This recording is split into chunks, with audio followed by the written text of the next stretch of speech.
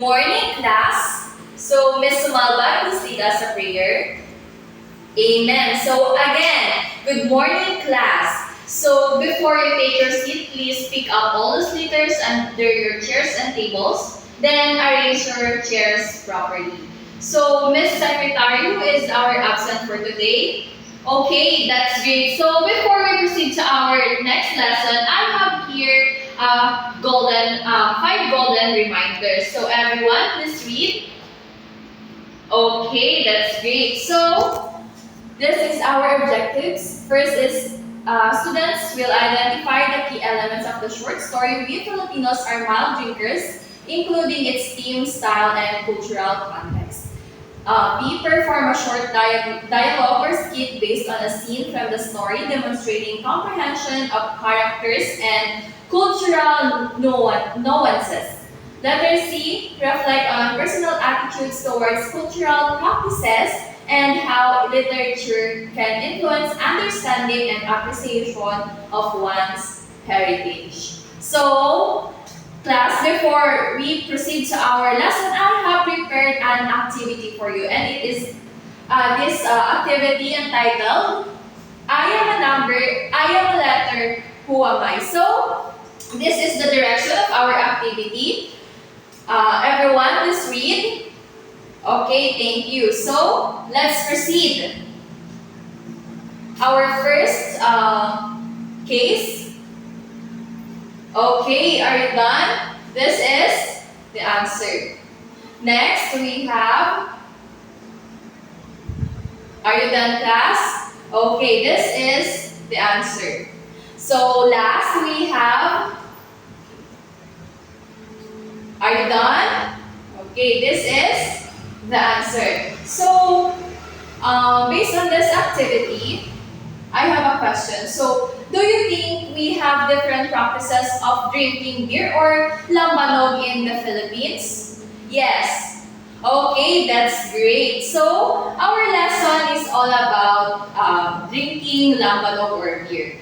And our story is titled We Filipinos Are Mild Drinkers by Alejandro Roces. So, teacher will read the story for you and you can pwede kayong sumabay gamit yung module na binigay ko sa inyo. So, let's proceed. We Filipinos are mild drinkers.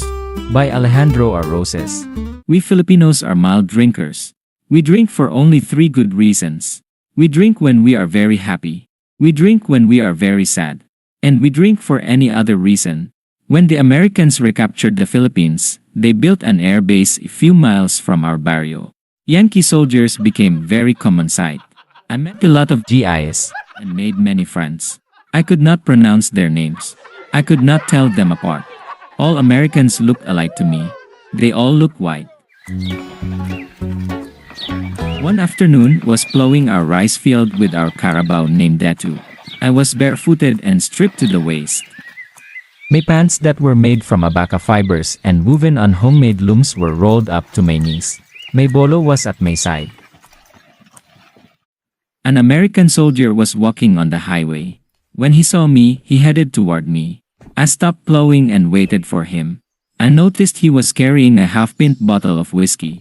Whiskey bottles seemed part of the American uniform.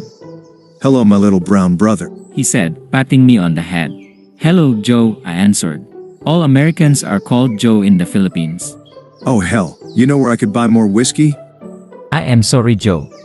I replied. There are no bars in this barrio. Here, have a swig. You have been working hard. He said, offering me his half-filled bottle. No, thank you, Joe, I said. We Filipinos are mild drinkers. Well, don't you drink at all? Yes, Joe, a drink but not whiskey. What the hell do you drink? A drink lambanog. Jungle juice, eh? I guess that is what the GIs call it. You know where I could buy some? I have some you can have, but I do not think you will like it. I'll like it alright. Don't worry about that. I have drunk everything. Whiskey, rum, brandy, tequila, gin, champagne, sake, vodka. He mentioned many more that I cannot spell. I not only drink a lot, but I drink anything. I drank Chanel No. 5 when I was in France. In New Guinea I got soused on Williams shaving lotion. When I was laid up in a hospital, I pie-eyed with medical alcohol. On my way here on a transport, I got stoned on torpedo juice. You ain't kidding when you say I drink a lot. So let's have some of that jungle juice, eh? All right, I said. I will just take this carabao to the mud hole, then we can go home and drink. You sure love that animal, don't you? I should, I replied. It does half of my work. Why don't you get 2 of them? I didn't answer. I unhitched Datu from the plow and led him to the mud hole. Joe was following me. Datu lay in the mud and was going. Flies and other insects flew from his back and hovered in the air. A strange warm odor rose out of the muddle. A carabao does not have any sweat glands except on the nose. It has to wallow in the mud or bathe in a river every 3 hours. Otherwise it runs amok. Datu shook his head and his widespread horns scooped the muddy water on his back. He rolled over and was soon covered with slimy mud. An expression of perfect contentment came into his eyes. Then he swished his tail and Joe and I had to move back from the mud hole to keep from getting splashed. I left Datu in the mud hole. Then turning to Joe, I said, "Let us go," and we proceeded toward my house. Joe was cautiously looking around. This place is full of coconut trees. He said, "Don't you have any coconut trees in America?" I asked. No. He replied. Back home we have the pine tree. What is it like? Oh, it is tall and stately. It goes straight up to the sky like a skyscraper. It symbolizes America. Well, I said, the coconut tree symbolizes the Philippines. It starts up to the sky, but then its leaves way down the earth, as if remembering the land that gave it birth. It does not forget the soil that gave it life. In a short while, we arrived in my nipa house. I took the bamboo ladder and leaned it against a tree, then climbed the ladder and picked some calamansi. What's that? Joe asked. Philippine lemon, I answered. We will need this for our drinks. Ooh, chasers. That is right, Joe. That is what the soldiers call it. I filled my pockets and then went down. I went to the garden well and washed the mud from my legs. Then we went up a bamboo ladder to my hut. It was getting dark, so I filled a coconut shell, dipped the wick in the oil and lighted the wick. I unstrapped my bolo and hung it on the wall. Please sit down, Joe, I said. Where? He asked, looking around. Right there, I said, pointing to the floor. Joe sat down on the floor. I sliced the calamansi in halves, took some rough salt and laid it on the foot-high table. I went to the kitchen and took the bamboo tube where I have kept the lambanog. Lambanog is a drink extracted from the coconut tree with pulverized mangrove bark thrown in to prevent spontaneous combustion. It has many uses. We use it as a remedy for snake bites, as counteractive for malaria chills, as an insecticide and for tanning carabao hide. I poured some lambanog on 2 polished coconut shells and gave one of the shells to Joe. I diluted my drink with some of Joe's whiskey. It became milky. We were both seated on the floor. I poured some of my drink on the bamboo floor. It went through the slits to the ground below. Hey, what are you doing? Said Joe. Throwing good liquor away. No, Joe, I said. It is the custom here always to give back to the earth a little of what we have taken from the earth. Well, He said, raising his shell. here's to the end of the war. Here is to the end of the war, I said, also lifting my shell. I gulped my drink down. I followed it with a slice of calamansi dipped in rough salt. Joe took his drink, but reacted in a peculiar way. His eyes popped out like a frog's and his hand clutched his throat. He looked as if he had swallowed centipede. Quick, a chaser. He said. I gave him a slice of calamansi dipped in unrefined salt. He squirted it in his mouth. But it was too late. Nothing could chase her. The calamansi did not help him. I don't think even coconut would have helped him. What is wrong, Joe? I asked. Nothing. He said. The first drink always affects me this way. He was panting hard and tears were rolling down his cheeks. Well, the first drink always acts like a minesweeper, I said, but this second one will be smooth.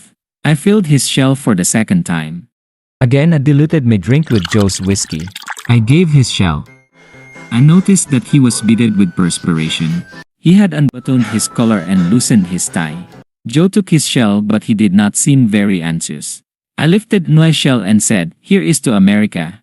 I was trying to be a good host. Here's to America. Joe said. We both killed our drinks. Joe again reacted in a funny way. His neck stretched out like turtles. And now he was panting like Carabao gone berserk. He was panting like Carabao gone amok. He was grasping his tie with one hand. Then he looked down on his tie, threw it to one side, and said, Oh Christ, for a while I thought it was my tongue. After this he started to tinker with his teeth. What is wrong, Joe? I asked, still trying to be a perfect host. Plenty, this damn drink has loosened my bridge work. As Joe exhaled, a mutt flying around the flickering flame fell dead. He stared at the dead mutt and said, And they talk of DDT. Well, how about another drink? I asked. It is what we came here for, No thanks. he said. I'm through. Okay, just one more. I poured the juice in the shells and again diluted mine with whiskey. I handed Joe his drink. Here's to the Philippines. He said. Here's to the Philippines, I said. Joe took some of his drink. I could not see very clearly in the flickering light, but I could have sworn saw smoke coming out of his ears. This stuff must be radioactive. He said. He threw the remains of his drink on the Nipa wall and yelled, Blaze, goddamn you, Blaze. Just as I was getting in the mood to drink, Joe passed out. He lay on the floor flat as a starfish. He was in a class all by himself. I knew that the soldiers had to be back in their barracks at a certain time, so decided to take Joe back. I tried to lift him. It was like lifting a carabao. I had to call 4 of my neighbors to help me carry Joe. We slung him on top of the carabao. I took my bolo from the house and strapped it on my waist. Then proceeded to take him back. The whole barrio was wondering what had happened to the big Americano. After 2 hours, I arrived at the airfield. I found out which barracks he belonged to and took him there. His friends helped me to take him to his cot. They were glad to see him back. Everybody thanked me for taking him home. As was leaving the barracks to go home, one of his buddies called me and said, Hey you, how about a can of beer before you go? No, thanks, I said. So class, did you enjoy the story? Yes, that's great. So what is the story all about? Yes, Mr. Nahar? Okay, that's great. It is all about the American soldier bragging his ability to drink all the liquor but got drunk because of the lambanog given to him by the farmer. So what is the jingle juice that the main character given to the American soldier? Yes, Miss Samonte. Yes, that's correct. It's lambanog. So for you guys, or based on the story, what do you think is the theme of our story? Yes, Miss Palaruan? Okay, that's great. So now, I think you know our story. Let's proceed to an activity entitled Act It Out. So everyone, let's read the directions. Okay, thank you. So you may now proceed to your group mates and do practice. So are you done practicing your skit, your dialogues? You may now perform your skit. Congratulations, class. So now I have a question for you. So for you, class, what is the notable thing happened to the story and how you will relate it in real life scenario? Okay, Miss Sumalda? Yeah, that's great. Next we have Mr. Nakar. Wonderful answer. So enough of that. Let's proceed to our activity 1. So using a Venn diagram, list the similarities and differences of Filipino drinking culture and American drinking culture. Do it in a one whole sheet of paper. Are you done, class? So you may pass your paper in front. Okay.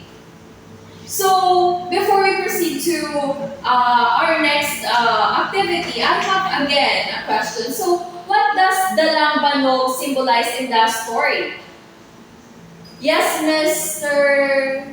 Hugo. Okay, so exactly, it symbolizes the cultural resistance and identity. So now, who would like to summarize our story? Yes, Mr. Owabel. Okay, congratulations, Mr. Owabel. I think you really know our story. Okay, so let's proceed now to our quiz. So, in a 1/4 sheet of paper, answer the following question. Okay, are you done? Okay, next slide. Okay, are you done? Okay, and last. Okay, you may now pass your paper in front. So, for your assignment, on a A4 size bond paper, create a reflection about personal attitudes towards cultural practices and how literature can influence understanding and appreciations of one's heritage. So it should be 10 sentences long, and also you will be graded using this following rubrics. So content, 10 points, organization of ideas, 7 points, and neatness, 3 points. Are you done copying your assignment? Okay, so that would be all with my class.